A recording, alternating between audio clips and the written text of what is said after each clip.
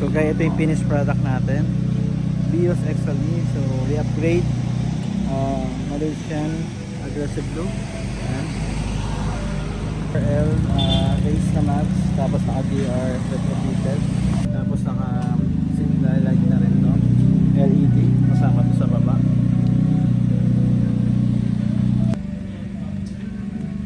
Nilagyan din namin ng underglow, ayan.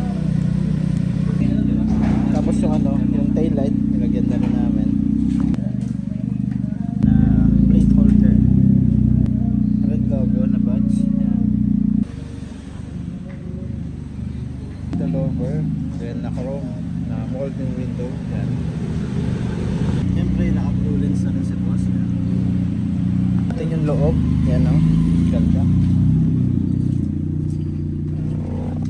Ito yung loob, dashcam, head unit na rin si Boss Idol. Yan,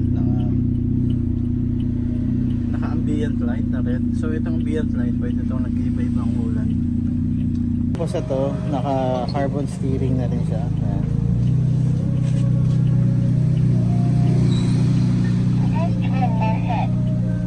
Pati yung chip knob niya naka carbon.